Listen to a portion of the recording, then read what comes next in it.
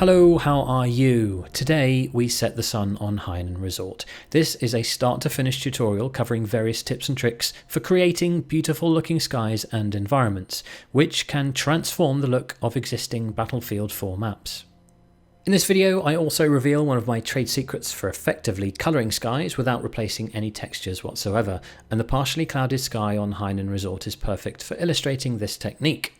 With any screenshot of environmental conversions, the first thing I tend to do is to get into free camera and zip about the map looking for an optimal location. In this case, I'm looking to create a sort of tranquil view of a hotel holiday resort, so I want to minimise any signs of conflict and destruction.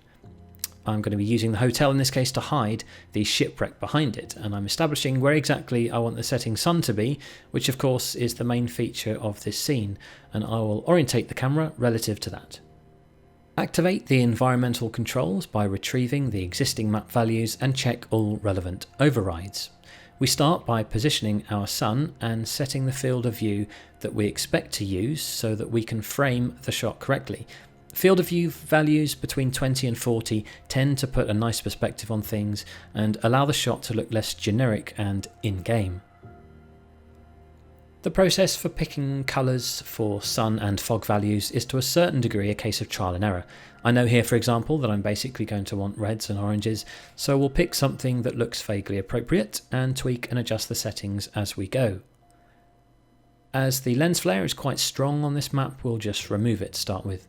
Again, changes to sky and lighting will be made continuously throughout, but as it's sunset we're going for, let's start by reducing brightness slightly.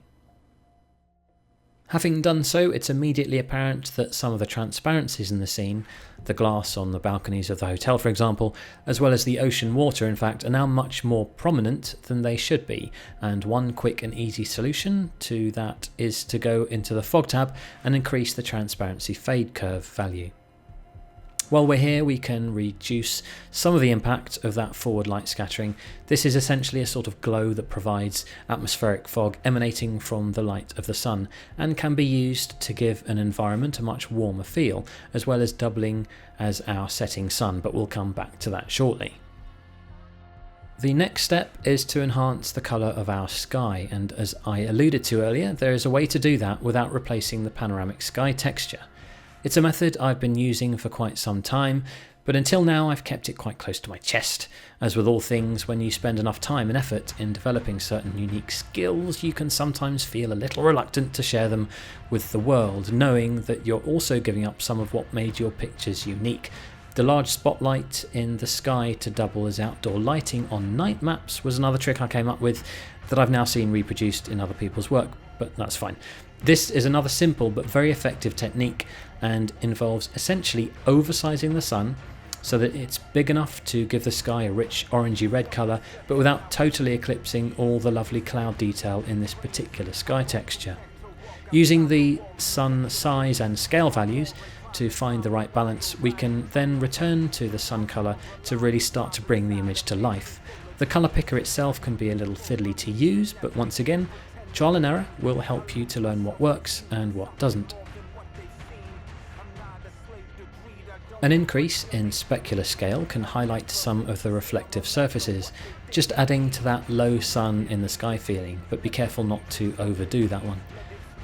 Now, because we've basically got rid of the sun itself by more or less turning it into sky colour, we need to artificially create a bright spot as a sort of sun stand-in, and you can do that pretty effectively by adjusting the values of the forward light scattering in the fog tab. I think at this point I had realised that much of the detail in the sky had been lost, so it's time to increase its brightness over and above that of the oversized sun. And now we'll start to see some of the refinement in contrast and colour.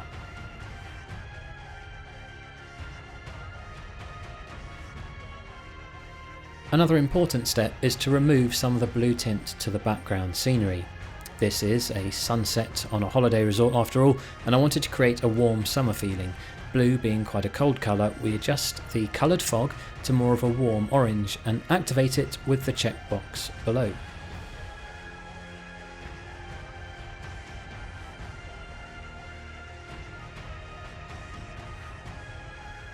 So it's now looking something like what I wanted to achieve. It's time to frame the shot. With low sun scenes like this, I like to have long cast shadows and specular highlights on hard surfaces like roads and concrete, so you'll notice I'm trying to include some of that in the bottom of the screen. A quick play with depth of field, and I think I decided that just a touch of iron sights is all that's needed for this particular shot. Finally, it's time for some tweak in the colour correction tab to bring in some contrast, and we are pretty much done. I hope there's some useful stuff in there for you, covered quite a lot really one way or another. Remember, experimentation and practice is the key to these tools. Until next time though, goodbye.